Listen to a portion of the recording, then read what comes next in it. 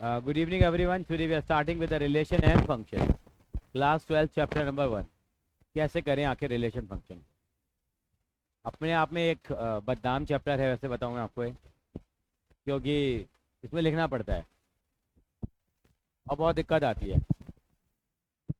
हैं? नहीं, इसमें कुछ ज़्यादा लिखना पड़ता है मेरे भाई।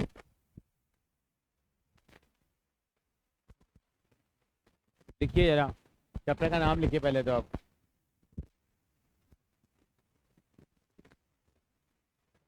Relation and function. बस 3 दिन में ख़त्म कर देंगे, इसको ज़्यादा टाइम नहीं लगाएंगे। ये 1 महीना लगा लो तो भी कम है इसमें। रिलेशन, रिलेशन क्या होते हैं? हमारे पास एक्सप्रेशंस होंगे, वो रिलेशन कहलाते हैं। तो हमें मुद्दे की बात पे आएंगे जो एग्जामिनेशन पॉइंट ऑफ व्यू से है। एक चीज़ सीखनी है हमें, इक्विवेलेंस क्लास क्या होती है, सॉरी इक्विवेलेंस क्लास से पहले इक्विवेलेंस रिलेशन क्या होता है। इक्विवेलेंस रिलेशन संस्कृत में मैंने क्या वर्ड बोला है? इक्विवेलेंस रिलेशन क्या होता है? ऐसा रिलेशन जो 3 बातों को सेटिस्फाई करे। अगर ये 3 बातें हैं तो वो रिलेशन क्या कहलाएगा? इक्विवेलेंस रिलेशन कहलाएगा। पहली बात क्या है, क्या होना चाहिए वो? कोई बता पाएगा मुझे? रिफ्लेक्सिव, रिफ्लेक्सिव, सिमेट्रिक और ट्रांजिटिव। यार मैं दोबारा लिख देता हूँ ट्रांजिटिव की स्पेलिंग।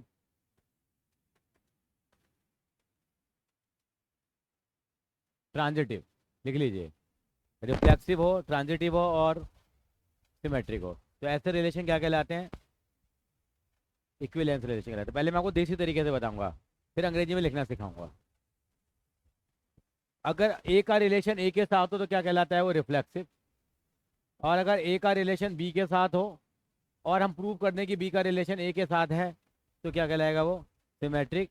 ए का रिलेशन बी के साथ है, बी का रिलेशन सी के साथ है और फिर ए का रिलेशन हम प्रूव कर दें अगर सी के साथ है तो क्या कहलाता है? वो ट्रांजिटिव। समझ में आ गया?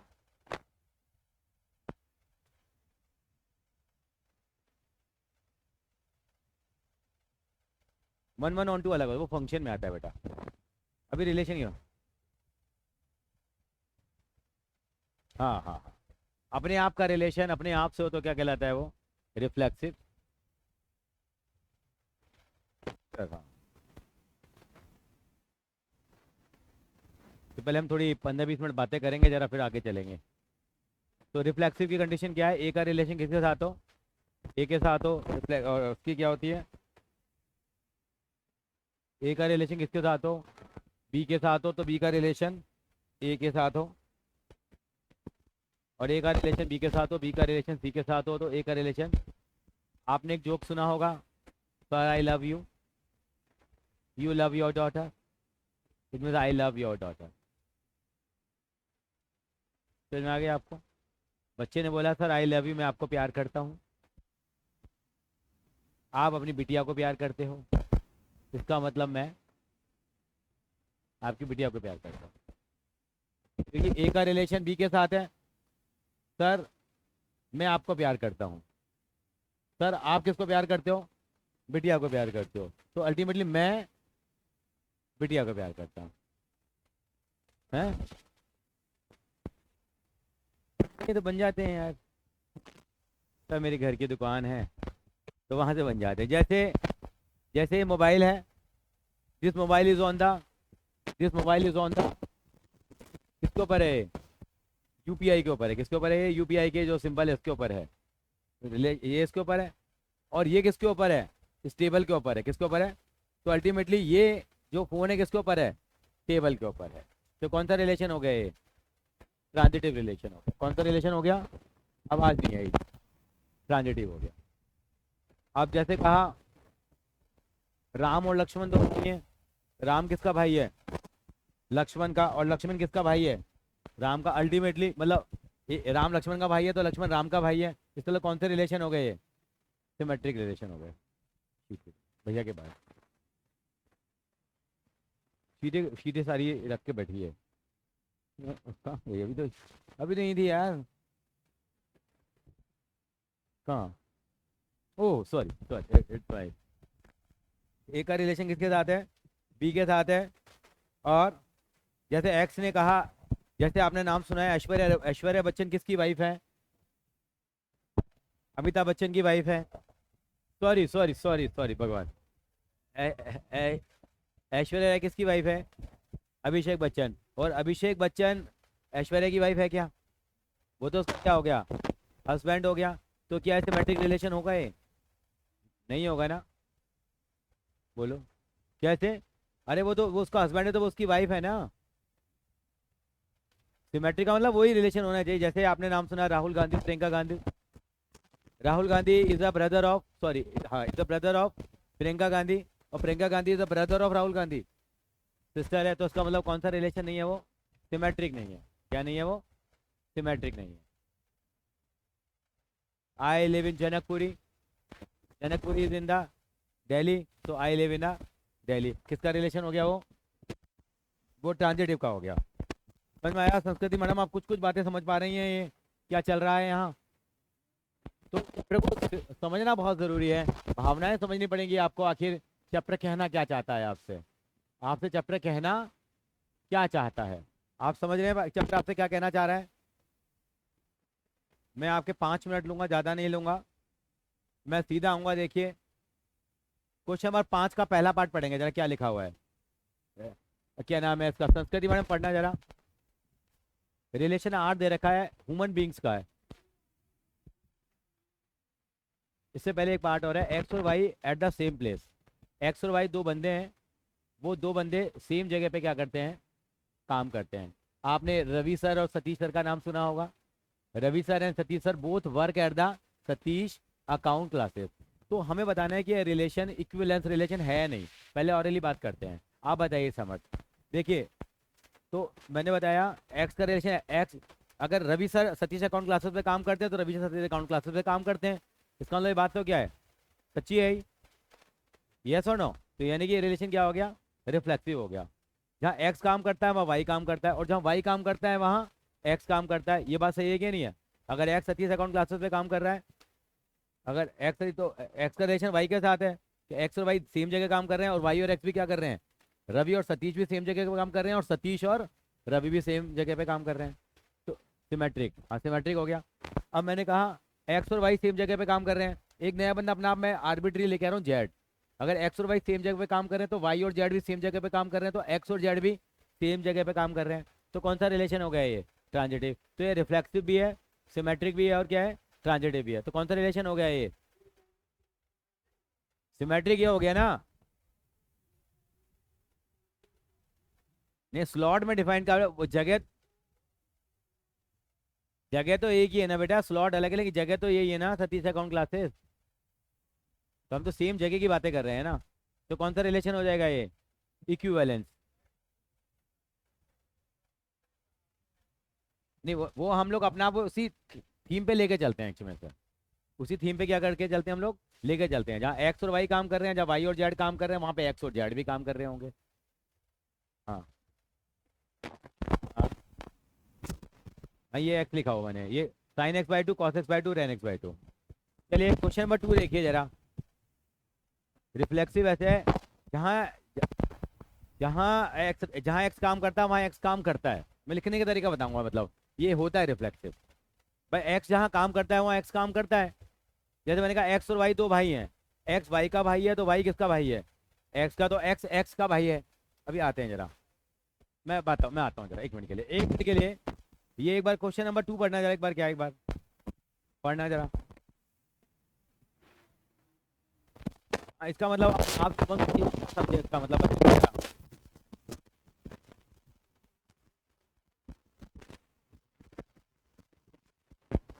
एक ही जगह पे रहते हैं, इसका जहाँ एक्स रहता है वहाँ वाई रहता है। इसका मतलब जहाँ वाई रहता है वहाँ पे, और ये ट्रांजिटिव है कि नहीं है?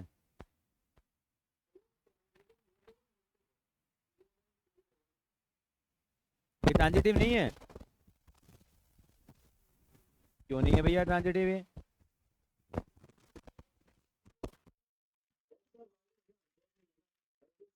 तो जे नहीं, यहाँ जेड को ना मैं लेट कर लेता हूँ बेटा। क्या कर लेता हूँ जेड को मैं? हाँ लेट कर लेते हैं हमेशा। तो जेड को क्या कर लेंगे यहाँ पे हम लोग? ऐड कर लेंगे तो ये माना जाएगा कि ये भी क्या है, पहले पहला और दूसरा क्वेश्चन सेम ही है। रिफ्लेक्सिव क्या, मैं बता देता हूँ आपको, 2 मिनट दे दीजिए मुझे। रिफ्लेक्सिव थर्ड पे जाना पड़ेगा पहले हमें। थर्ड क्या है, एक्स इज, अच्छा एक्स एक्स से 7 मीटर बड़ा हो सकता है, 7 सेंटीमीटर बड़ा हो सकता है, ये बताओ। एक्स एक्स से 7 सेंटीमीटर बड़ा हो सकता है, क्या बताओ। तो ये रिफ्लेक्सिव है या नहीं है, नहीं होगा, चलो ये रिफ्लेक्टिव नहीं होगा। अच्छा एक्स 7 सेंटीमीटर बड़ा है वाई से, तो वाई भी तो सिर्फ जो एक्स वाई से अगर 7 सेंटीमीटर बड़ा है तो वाई एक्स से छोटा होगा 7 सेंटीमीटर। तो इसका मतलब ये क्या नहीं है। अच्छा ट्रांजिटिव होगा क्या बताओ, ये ट्रांजिट ये करेंगे। अगर एक्स वाई से 7 सेंटीमीटर छोटा है और वाई जेड से 7 सेंटीमीटर छोटा है तो एक्स जेड से कितना सेंटीमीटर छोटा होगा, 14 सेंटीमीटर होगा। मान के चलिए, एजम्पशन लेके चलेंगे, मतलब एक्स और वाई सच्चे हैं, एक्स और वाई का रिलेशन है और वाई और जेड का रिलेशन है, तो हमें प्रूव करना है कि एक्स और जेड का रिलेशन होगा। मेरी बात समझ पा रहे हैं शुभम जी आप। मैं आ रहा हूँ मैडम, आ रहा हूँ। डी पार्ट आ जाइए जरा एक बार, डी पार्ट क्या लिखा हुआ है, D D D for D.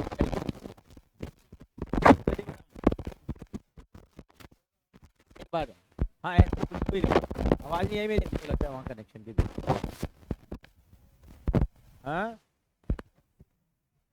X Y की वाइफ है, तो बताओ एक्स एक्स की वाइफ हो सकती है क्या।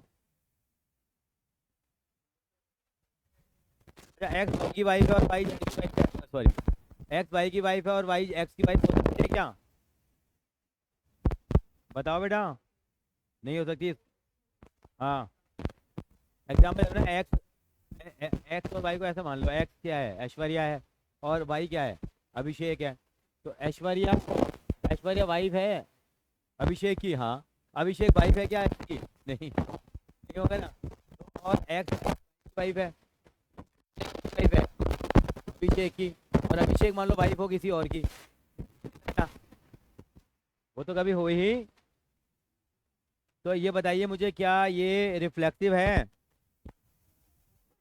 रिफ्लेक्सिव है। समर्थ आप बताइए बेटा, दोबारा बता दो कि वो है नहीं है। और सिमेट्रिक है क्या ये, बताइए।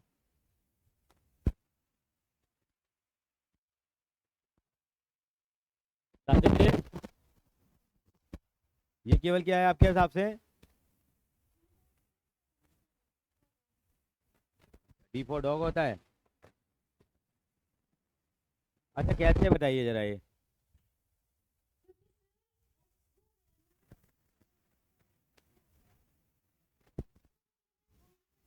हाँ हाँ हाँ, तो वेरी गुड, नहीं नहीं बहुत बढ़िया बताया इसने। हाँ मैं यही तो बताना चाहता हूँ, उसने कितना एक्सप्लेन किया उसको। ये देखिए हम कैसे लेके चलेंगे, एक्स किसकी वाइफ है, वाई की वाइफ है, ऐश्वर्या हस्बैंड की उसकी एक्स की वाइफ वाई है, वाई जेड की वाइफ हो सकती है कभी भी, जब वाई और जेड का रिलेशन ही एस्टेब्लिश नहीं हो सकता, तो कल हमारे पास कोई इन्फॉर्मेशन नहीं है। तो अगर हमारे पास, अगर हम प्रूव नहीं कर सकते, अगर एक्स और वाई और जेड का रिलेशन हम अगर एग्जिबिट नहीं कर सकते, तो कहा जाएगा कि एक्स और जेड का रिलेशन भी बाय डिफॉल्ट क्या मान लिया जाएगा, फिर वो ट्रांजिटिव मान लिया जाएगा। ये कॉन्ट्राडिक्शन है, क्योंकि वो आपने वाई के साथ होगा और वाई का रिलेशन जेड के साथ होगा, तभी तो प्रूव करेंगे इसका रिलेशन जेड के साथ है। लेकिन आप वाई और जेड का रिलेशन ही प्रूव नहीं कर पा रहे हैं, तो ये माना जाएगा कि एक्स और जेड का रिलेशन ऑटोमेटिक है। ये कॉन्ट्राडिक्शन है इसकी। ये क्या है, आंसर पीछे बुक में आंसर चेक करिए क्या देखता है, आप बताओ। वाई वाला देखो क्या नहीं, किसको क्या लॉजिक कह रहे हो आप। तो आप क्योंकि अल्टीमेटली क्योंकि हम तो इसी के ऊपर चल रहे हैं ना, अगर जैसे मैंने कहा जब एक्स रिलेशन वाई के साथ और वाई का रिलेशन जेड के साथ है, तो प्रूव करना है कि एक्स रिलेशन जेड के साथ है। जब वाई और जेड का रिलेशन ही नहीं है तो एक्स और जेड का हम प्रूव कर ही नहीं सकते, तो हम उसके बारे में क्या करेंगे, यानी कि वो डेटा हमारे पास सफिशिएंट ही नहीं है, तो उसको मना कैसे कर सकते हैं। तो बाय डिफॉल्ट क्या मान लिया जाता है उसको, क्या नाम है, ट्रांजिटिव मान लिया जाता है। हाँ, तो नहीं फिर हम देखते हैं कि ये कभी हो ही नहीं पाएगा, क्योंकि वो एक्स अगर एक्स वाई की वाइफ है तो वाई किसी की वाइफ हो ही नहीं सकती, फिर होगा ही नहीं ट्रांजिटिव वो। अभी हम करेंगे इस तरह के, धीरे धीरे आएंगे उस लेवल पे। पर ये क्वेश्चन आपके लिए एक मार्वलस क्वेश्चन। अगला देखिए जरा, एक बार देखना जरा, बताना लास्ट वाला।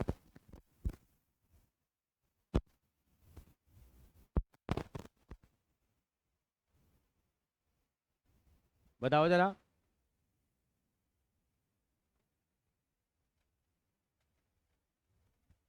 संस्कृति बताइए लास्ट वाले में क्या करेंगे। शुभम गायब।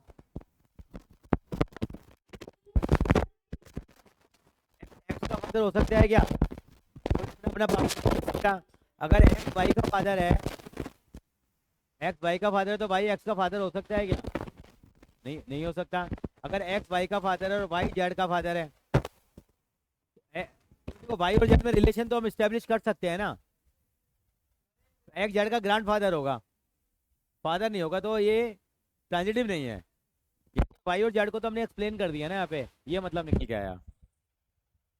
थोड़ा कम समझ में आई बात आपको, ऊपर वाली कॉन्ट्राडिक्शन है ये, कि वाई और जेड का रिलेशन ही हम स्टैब्लिश नहीं कर सकते। जैसे मैं सर को प्यार करता हूँ, सर अपनी डॉटर को प्यार करते ही नहीं है, तो हम क्या मान के चलेंगे, तो इसका मतलब मैं सर की डॉटर को प्यार करता हूँ। ये वही बता रहे हैं, कॉन्ट्राडिक्शन है, धीरे धीरे समझ में आएगी आपको। मतलब अगर वाई और जेड का रिलेशन स्टैब्लिश नहीं हो रहा तो एक्स और जेड का रिलेशन मान लिया जाता है। हाँ जी सर, सर समझ जी समझ में आई आपको, किसका आंसर ढूंढ रहा है, ये आंसर मैंने बता दिया, एनसीईआरटी लाया है, एनसीईआरटी वीडियो में लास्ट में मिल जाएंगे रिलेशन, रिलेशन करिए। हाँ ये रिलेशन एक तरह की। तो आप एक बार एक छोटा सा काम करेंगे, तीनों पार्ट का आंसर लिखिए, लिखिए 5.1.1 क्वेश्चन नंबर 1। हाँ किसका, नहीं लास्ट 3 का क्या दे रखा है आपको, नहीं नहीं वाई वाले का नहीं आएगा बेटा, किस में दे रखा है, नहीं गलत है, एनसीईआरटी में दे रखा सोल्यूशन ये, नहीं एक कॉन्ट्राडिक्शन होती है बेटा, वाई और जेड का रिलेशन ही हम स्टैब्लिश नहीं कर सकते ना। कर लेंगे डिस्कस हम लोग, लेकिन हम क्या मानेंगे, एक बार एक चीज़ लिखो जरा फटाफट से,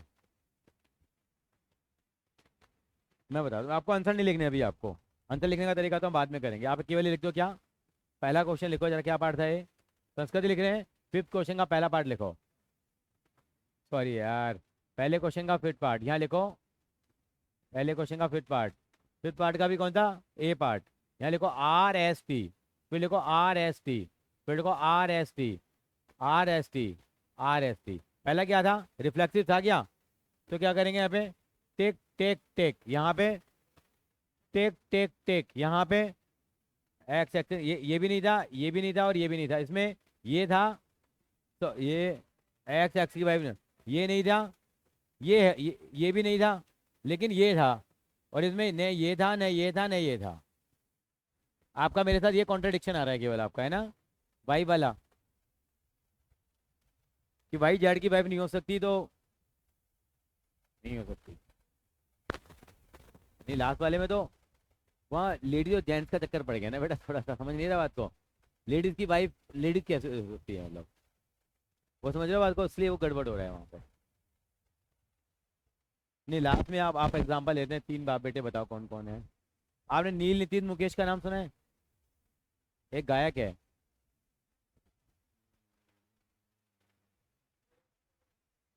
हाँ एक्टर तो है वो, उसका नाम देख लो आपने।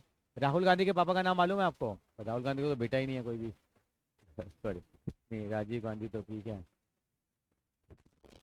पीढ़ी बताओ ना यार मुझे, अंबानी का ले लो, हाँ धीरू भाई अंबानी का नाम सुना है, धीरू, धीरू का लड़के का नाम क्या, मुकेश, मुकेश के लड़के का नाम क्या, अनंत। अब यहाँ देखो, X is the father of Y, X कौन है, धीरू किसका फादर है, मुकेश का, ये रिलेशन बन गया नहीं बन गया, बन गया, और मुकेश किसका फादर है, अनंत का फादर है, तो रिलेशन ही बन रहा नहीं बन रहा, रिलेशन तो डिफाइन हो रहा है ना। तो क्या धीरू अनंत का फादर है क्या? नहीं है। तो मतलब मैं रिलेशन तो इस्टेब्लिश कर पा रहा हूँ ना यहाँ पे भाई, यानी कि एक्स और वाई को मैं रिलेट कर पा रहा हूँ, वाई और जेड को भी रिलेट कर पा रहा हूँ मैं। तो इसका मतलब धीरू किसका फादर नहीं है? अनंत का फादर नहीं है, यानी कि ये ट्रांजिटिव नहीं है। और धीरू धीरू का फादर नहीं है। अगर धीरू मुकेश का फादर है तो मुकेश धीरू का फादर नहीं है। तो ये न रिफ्लेक्सिव है, न ट्रांजिटिव है, न सिमेट्रिक। अच्छा आप देखो वाइफ वाला सिस्टम देख लो, क्या नाम है उसका। अब देखो यहाँ हमने ये रिलेशन के हिसाब से जबरदस्ती अनंत को पिक्चर में लिया हम लोगों ने। अब मैंने क्या लिया? ऐश को ले लिया। ऐश के बाद क्या नाम है उसका? ऐश्वर्य, वो क्या नाम है, अभिषेक है। अब ऐश जो है, X X is the wife of wife, Ash Abhishek की वाइफ है। अब अभिषेक की वाइफ कौन होगी? नहीं, ऐश अभिषेक की वाइफ। अभिषेक किसकी वाइफ होगा? अब किसी की वाइफ हो ही नहीं सकता अभिषेक। मान लो आपने एग्जांपल ले लिया कोई भी, मान लो ये इसका नाम लो मैं, राजू है, मान लो किसी का राजू है, कोई ले ले। क्या अभिषेक राजू की वाइफ है? ये रिलेशन बन पा रहा है, नहीं बन पा रहा? जब ये डिफाइन ही नहीं हो पा रहा तो हम कह सकते हैं क्या ऐश राजू की। अब क्या होगा सर फिर आप ये कैसे कह सकते हो कि यार ऐश राजू की वाइफ है, जब ये वाइफ नहीं है तो इसको ही मना करो आप। लेकिन क्या होता है, ये कॉन्ट्राडिक्शन होती है, धीरे धीरे समझ में आएगी ये। तो आप आंसर में क्या लिख के आएंगे? रिफ्लेक्सिव है, सॉरी रिफ्लेक्सिव नहीं है, सिमेट्रिक भी नहीं है, लेकिन ये ट्रांजिटिव है। इसके ऊपर मैं क्या ही क्लास खराब कर चुका हूँ बेटा। अभी अब नेट मुद्दे की बात याद रख लो, अभी ये तो हमेशा झगड़ा होता है।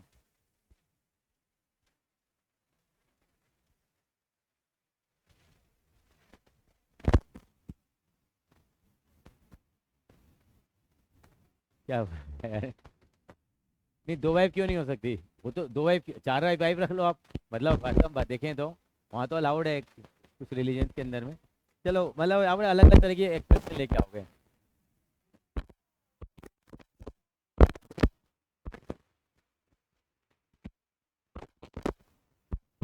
अच्छा यार इनके नाम मत करो, वीडियो रिकॉर्ड हो रही है, तुम यार को पढ़ोगे तो भाई सीधा सीधा चलने दो भैया। ये भैया अभिषेक राजू की वाइफ नहीं हो सकती। अभिषेक तो जेंट्स है, वाइफ कैसे बन जाएगी ये? तो वाई का जेड के साथ रिलेशन नहीं है, तो एक्स का जेड के साथ रिलेशन हो सकता है, ट्रांजिटिव है, अभी ध्यान रख लो ये। मलिक का मेरे को नहीं सुना किसी मलिक का भाई। चलो अच्छा ये क्लियर है आपको, हस्बैंड वाइफ ये। आगे चलो हम, अच्छा मैं छोटी सी एक बात बताना चाहता हूँ, मेरी बात सुनो जरा। सर समर बाबू, एक लाइन है L1, क्या लाइन है? L1 लाइन जो है, L1 और L2 पैरेलल लाइन है, दो एक रिलेशन बना हुआ है। L1 और L2 क्या है? एक दूसरे के पैरेलल लाइन है। ये इक्विवेलेंस रिलेशन है या नहीं है? कोई लाइन क्या अपने पैरेलल हो सकती है क्या? हो सकती है। कोई भी लाइन अपने पैरेलल होगा मतलब अपने ऊपर ही लाइन आ जाए मतलब। तो अगर एक लाइन अपने पैरेलल हो सकती है तो इसका मतलब ये कौन सा रिलेशन है? रिफ्लेक्सिव है। अगर एक लाइन L1 है और दूसरी लाइन L2 है, अगर L1 L2 के पैरेलल है तो क्या L2 L1 के पैरेलल होगी? बताइए, होगी। अच्छा L1 L2 के पैरेलल है, फिर हमने मान लिया, और L2 किसके पैरेलल है? L3 के पैरेलल है, तो क्या L1 L3 के पैरेलल होगी क्या? बताइए शिवम जी बताइए। अगर L1 L2 के पैरेलल है और L2 L3 के पैरेलल है तो क्या L1 L3 के पैरेलल होगी? इसका इसका मतलब ये रिफ्लेक्टिव भी है, ये सिमेट्रिक भी है, और ये ट्रांजिटिव भी है। समझ में आ रहा है? थोड़ा थोड़ा चैप्टर में टाइम लगता है थोड़ा, मैं आज बीज क्या कर रहा हूँ, बो रहा हूँ उसको समझाने के। आगे चलिए, ये अभी आएंगे उन पे, धीरे धीरे आएंगे। L1 L2 है, दो लाइन है, एक L1 लाइन L2 के पैरेलल है। ये दो पेन एक दूसरे के क्या नजर आ रहे हैं आपको? पैरेलल है। जैसे पहले मैं सिमेट्रिक प्रूफ करता हूँ, ये इसके पैरेलल है, ये इसके पैरेलल है, तो ये इसके पैरेलल है, और ये इसके पैरेलल है। ये लाइन इसके पैरेलल है और ये लाइन इसके पैरेलल है, तो फिर ये लाइन किसके पैरेलल हो जाएगी? इसके पैरेलल हो जाएगी, नहीं होगी? इसका मतलब कौन सा रिलेशन हो गया? ये ट्रांजिटिव हो गया, और सिमेट्रिक हो गया, ए बी से, बी ए से हो गया। ठीक है, और एक लाइन अपने तो क्या होगी? पैरेलल हो ही सकती है ना, 0 डिग्री एंगल बनाती है। पैरेलल का मतलब क्या होता है? एक, इसको कोइंसिडेंट लाइन बोलते हैं हम लोग, एक के ऊपर एक लाइन। एक लाइन अपने यहाँ के पैरेलल तो हो ही सकती है ना, जैसे एक्स एक्सिस की कितनी सारी लाइन पैरेलल होती है, आप देखते ही हो, लाइक दिस। देखो L1 L2 परपेंडिकुलर लाइन है, क्या है? L1 और किस, L2 कौन सी लाइन है? पैरेलल परपेंडिकुलर लाइन है, क्या है? परपेंडिकुलर, मैंने साइन साइन गलत बना दिया। L1 परपेंडिकुलर क्या है, L2 क्या है? कोई लाइन अपने परपेंडिकुलर हो सकती है क्या? ये नहीं हो सकती। अगर L1 किसके परपेंडिकुलर है, जैसे एक L1 लाइन है, वो किसके परपेंडिकुलर मान लीजिए L2 के है, तो हम क्या कह सकते हैं कि L2 L1 के परपेंडिकुलर होगी क्या? वो तो हो जाएगी क्योंकि 90 का एंगल बन रहा है। अगर कोई लाइन L1 L2 के परपेंडिकुलर है और L2 लाइन किसके परपेंडिकुलर है, तो L3 लाइन L2 के परपेंडिकुलर है, तो क्या L1 L3 परपेंडिकुलर होंगे क्या? नहीं, बल्कि ये दूसरे एक दूसरे के क्या हो जाएंगे, पैरेलल हो जाएंगी। इसका अगर परपेंडिकुलर लाइन की बात करेंगे तो क्या होगा? हाँ, इसमें केवल सिमेट्रिक होगा। ये बातें समझ में तो आने लगी, चैप्टर की अंडरस्टैंडिंग तो डेवलप हुई, लेकिन लिखें कैसे साहब? कलेश लिखने का है ना, तो मेन बात पे आते हैं, लिखते हैं हम लोग जरा। फिर मैं ये नामी गिरामी सवाल हैं 10-12, वो आप करेंगे भी, थोड़ा आप देखेंगे भी, थोड़ा आप समझेंगे, थोड़ा लिखेंगे, तो ये चैप्टर धीरे धीरे हम लोग जीत ही लेंगे। एक बार आप, हाँ बोलो मैडम, बोलिए बोलिए बोलिए मैम, बताएं मैम।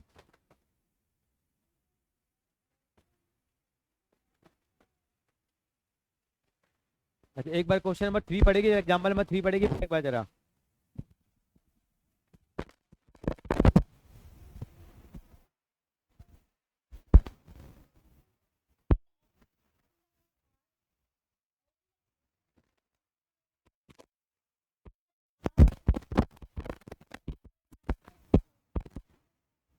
नंबर से अप्रूव करना है हमें।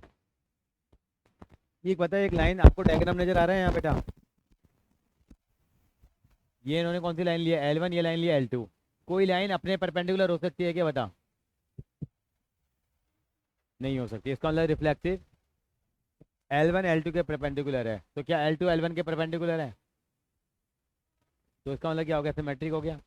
अगर L1 L2 के परपेंडिकुलर है और L2 L3 के परपेंडिकुलर है, तो क्या L1 और L3 परपेंडिकुलर हो सकती हैं क्या? इसका मतलब ये कि यार रिलेशन नहीं होगा, ट्रांजिटिव नहीं होगा, तो ये रिफ्लेक्सिव नहीं है और ट्रांजिटिव नहीं है, तो क्या है ये, सिमेट्रिक है। मेरी बात समझ में आई? एक बार क्वेश्चन उतार लो, फिर मैं इसका सोल्यूशन लिखना सिखाता हूँ आपको। प्लीज कॉपी दे दो। क्या क्वेश्चन तो उतारने पड़ेगा, एग्जाम्पल नंबर 3 उतारो यार, मैं लिखवाऊंगा। √5/2 आ जाएगा, पॉजिटिव में लिखेंगे, पॉजिटिव, तो √5/2 हो जाएगा। एक क्वेश्चन उतार लो जरा।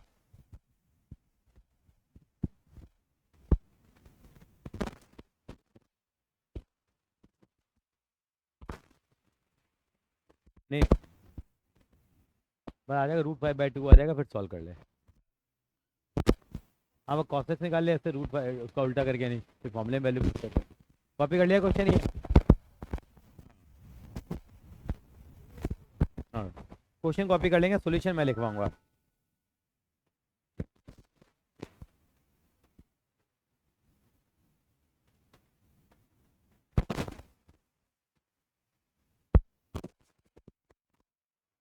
धीरे धीरे आ जाएगा उसको ना, आपको अंडरस्टैंडिंग डेवलप हो गई है।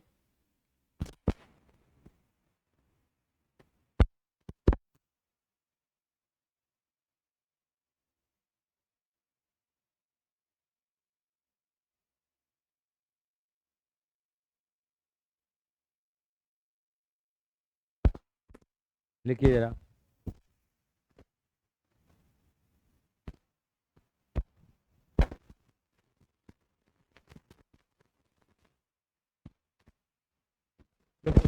क्वेश्चन कॉपी करेंगे खाली, तो लिखे कैसे हम लोग?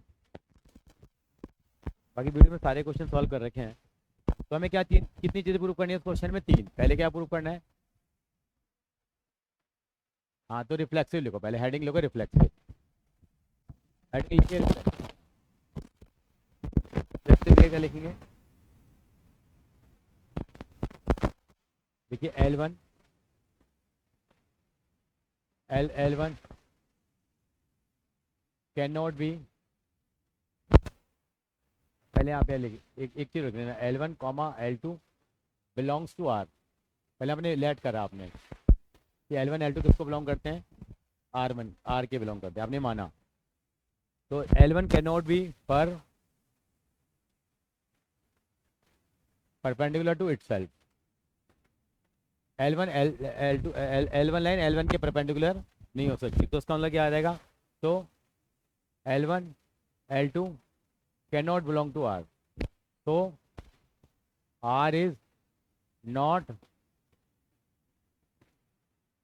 रिफ्लेक्सिव, तो R रिफ्लेक्सिव नहीं है। क्यों, मेरी बात समझ में आई?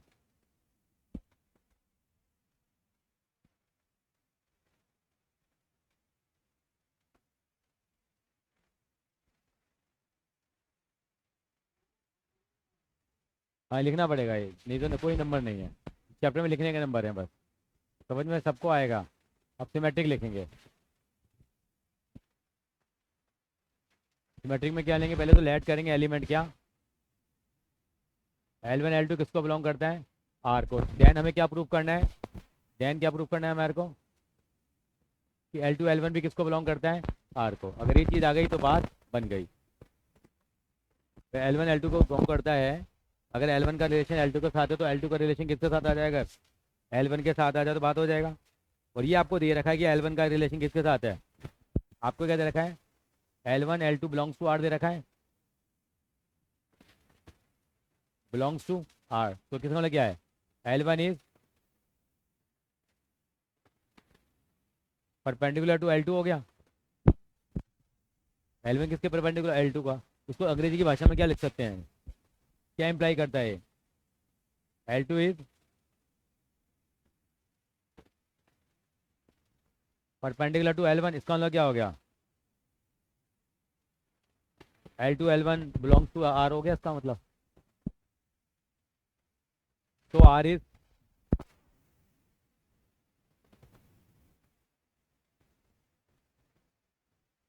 आप एक स्टैंडर्ड बना लो, हर क्वेश्चन में ऐसे करेंगे हम लोग।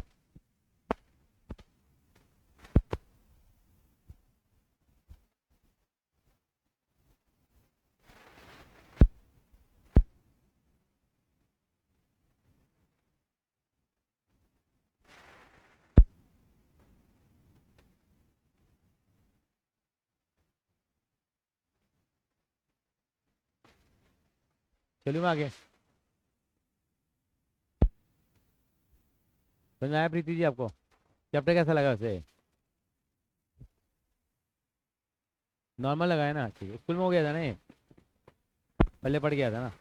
ये हुआ था भाई वाला डिस्कस हुआ था स्कूल में, क्या कंक्लूजन निकला?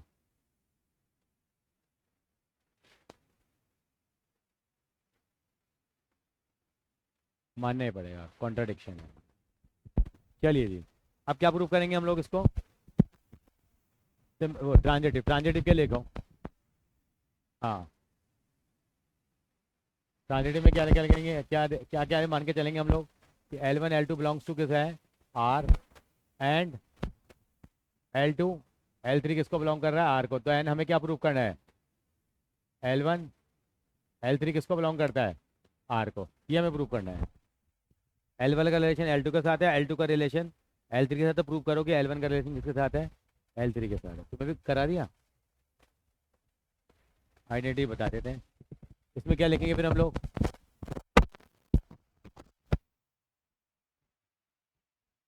इसमें 2 कॉस साइन बी की लग जाएगी ना बेटा, sign A plus B minus sign A minus B,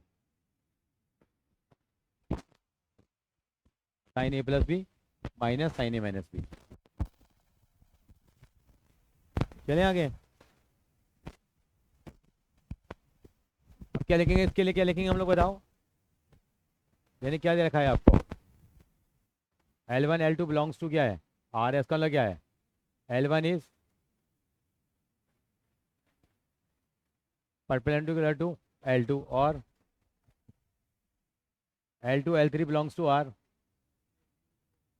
L2 is L2 is perpendicular to L3। ये क्या इंप्लाई करता है? इट इंप्लाइज क्या? L1 is perpendicular to L3, इसका मतलब L1 L3 क्या हो जाएगा?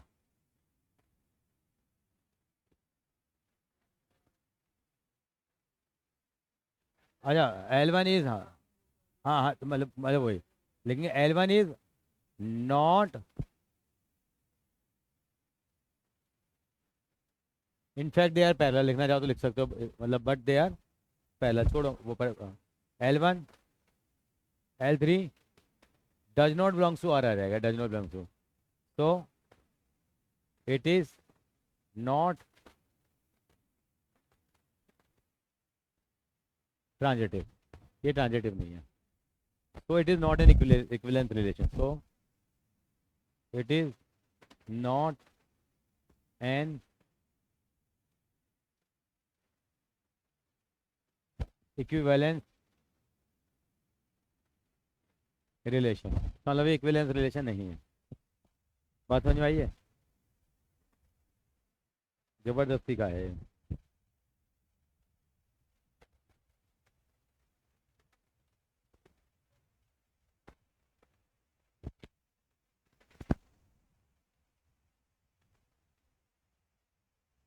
चलिए, कॉपी कर लिया समर्थ, कॉपी कर लिया बेटा, चलो आगे। हाँ बिल्कुल बिल्कुल सर। चलिए जी संस्कृति मैडम, चलें आगे। कैसा लगा आपको अभी तक का सफर?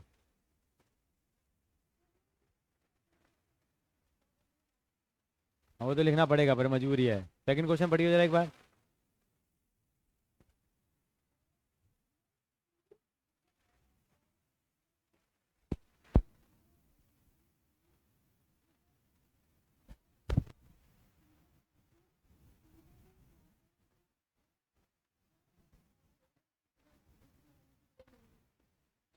कह रहे T1 और T2 कॉन्ग्रेंट है। कॉन्ग्रेंट जानते हो? मतलब एक के ऊपर एक ही ट्रायंगल आ गया कॉन्ग्रेंट। अगर T1 कोई ट्रायंगल अपने तो कॉन्ग्रेंट होगा ही होगा।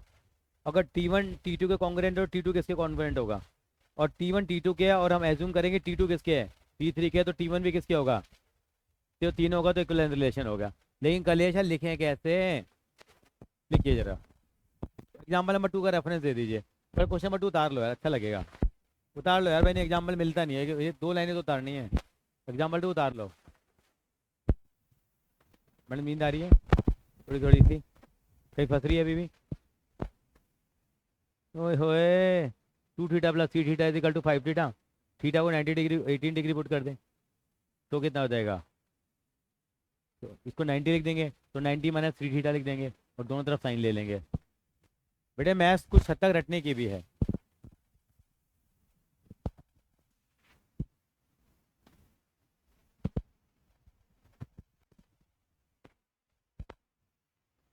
क्या करें, मजबूरी है।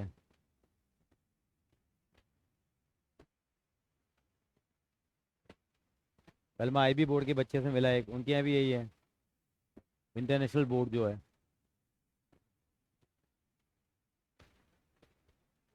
हमारे रिलेटिव ही हैं।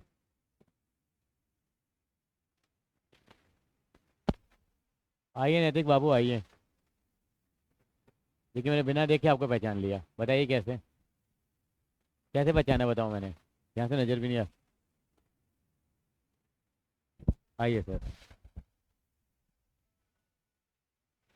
चलूँ आगे?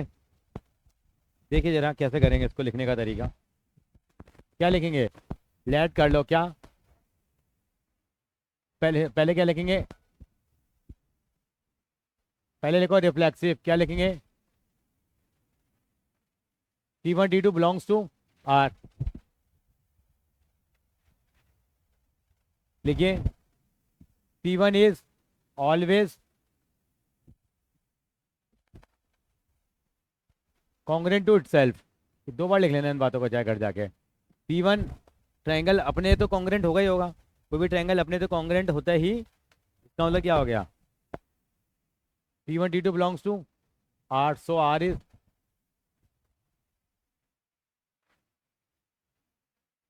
R रिफ्लेक्सिव है।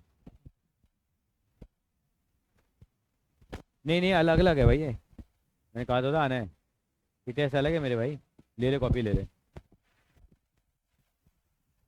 अभी कॉपी चेक करूंगा तुम्हारी, चिंता ना करो अभी।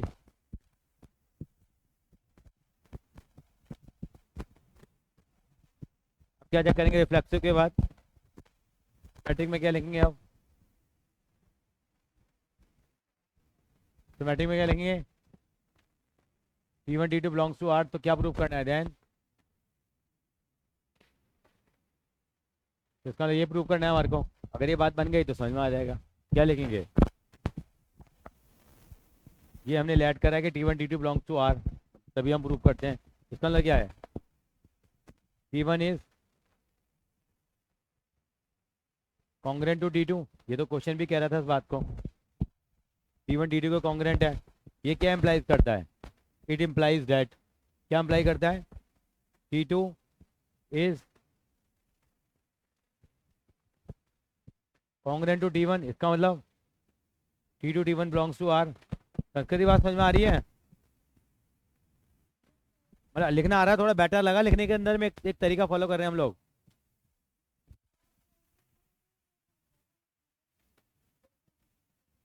तो R इज सिमेट्रिक। अब आएगा जिंदगी में क्या काम, ये समझने की बात यह है। इसका कोई काम नहीं है साहब। अब बहुत सारे काम तुम भी तो ऐसे करते हो ना। अब वेप ले जाते हो स्कूलों में, क्या काम आएगी जिंदगी में? शरारत तो आप भी करते हो। अब दिवाली पे बम फोड़ देते हो स्कूल में, वो क्या काम आएगा तुम्हारी जिंदगी में? फादर तुम्हें सस्पेंड कर देंगे।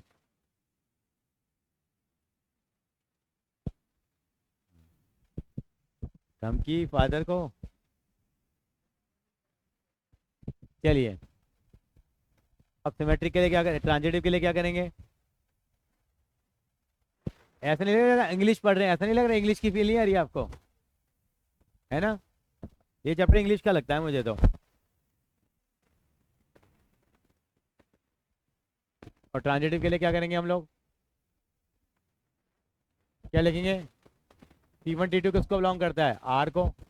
T2 T3 किसको बिलोंग करता है? R को। तो T1 किसको बिलोंग करेगा? ये R को। T1 का रिलेशन T2 के साथ है, T2 का रिलेशन T3 के साथ। तो क्या प्रूव करेंगे? T1 का रिलेशन T3 से। T1 T2 सोनी की, T2 की, T3 की स्वीटी आई थी ना पिक्चर, क्या आई थी? अब क्या है? T1 T2 belongs to R। इसका मतलब क्या है? T1 is congruent to T2।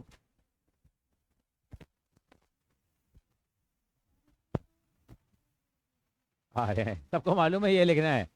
तुम लिख के राजी नहीं हो, टीचर पढ़ के राजी नहीं है, पर दोनों पार्टियों को लिखना है। T2 इज, आपने इतना भी लिख दिया ना, टीचर टक टक टक करके 4 नंबर देके आगे बढ़ जाता है। और क्या, उसको खुद ही पसंद नहीं है टीचर को। कौन इतना लिखना चाहता है? T2 is congruent to T3। तो इसका मतलब क्या इंप्लाई करता है?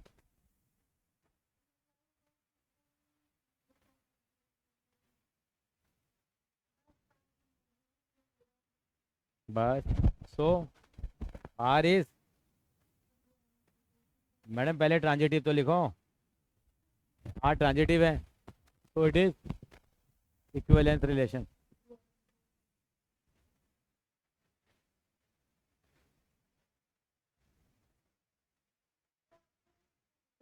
मेरे को ही पसंद नहीं है बेटा, क्या क्या लिख रहा हूँ?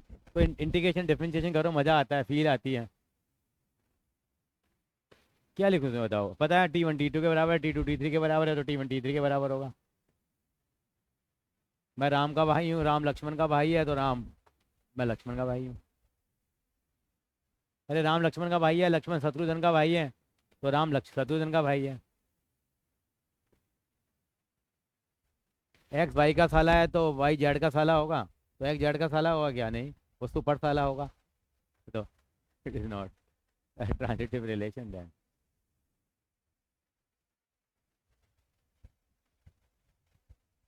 ठीक है संस्कृति मैडम।